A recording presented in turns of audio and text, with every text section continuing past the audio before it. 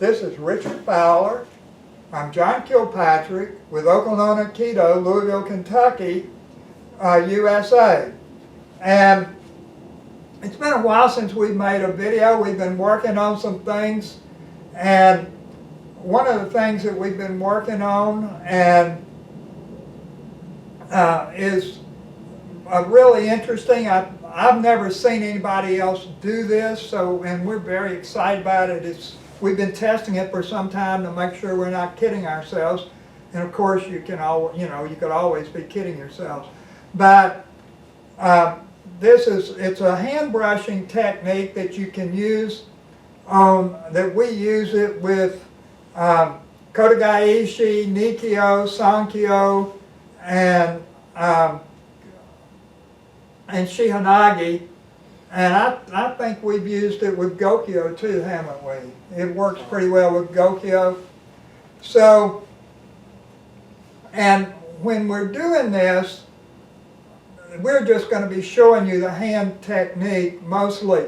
But I want to point out that there are three kinds of reflexes that we control. And I think controlling reflexes is really what Aikido is about. Usually Aikido is done as pain compliance, but I really think what O-sensei was mostly interested in was reflex control.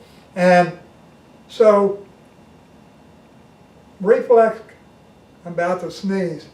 Reflex control, as you have leading reflexes, which were very important to O-sensei. You have structural reflexes, and you have defensive reflexes.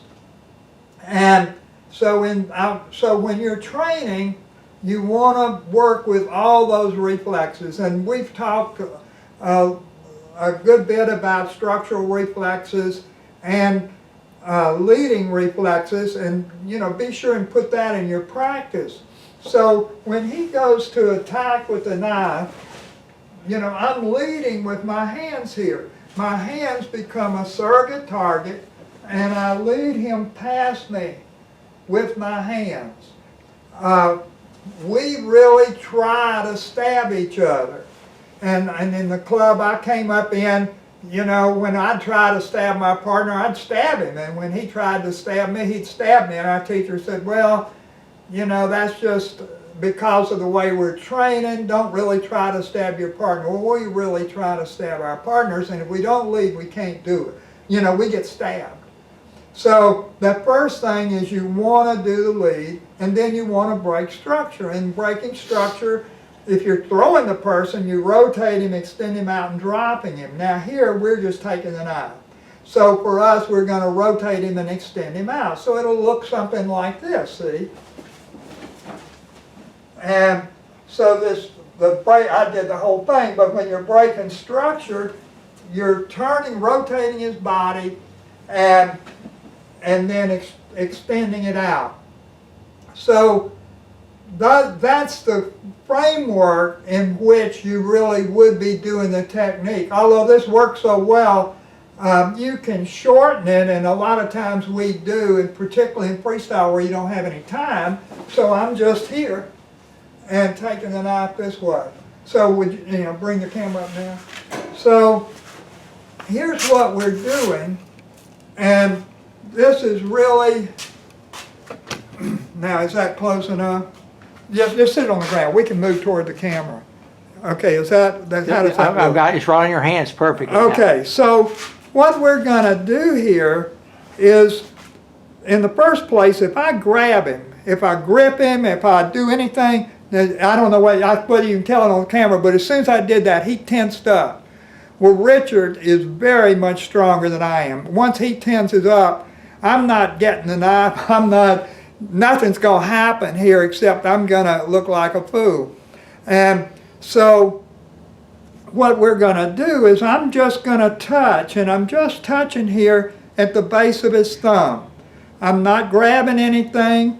I came to this position, and then I just touch here, and then I'm going to brush over his fingers, except I'm going to do it by moving my body. I'm not going to move my hands. If you try to move your hands through the technique, it gets a defensive reflex from him, and you don't want that to happen. So there are 2 points to this. One is no defensive reflex, don't get a defensive reflex. So that's how you're controlling his defensive reflex. And the other thing is, this must be some kind of structural reflex, since I don't have another name for it. So I'm going to push against the knife with my thumb and just push it right out of his hand. So I rotate my body, and the knife comes right out of his hand. This is subtle. This is really subtle. I'm not sure it's possible to learn this from a video. You might have to come practice with us to learn this if you wanted to learn it. I don't know. But on the other hand, it is really simple. Simple doesn't mean easy. So I'm just, as I come here, I'll do it slowly, but you can't do it slowly. You have to, it's like everything, you know, if you do it slowly, he adjusts to what you're doing and it doesn't work.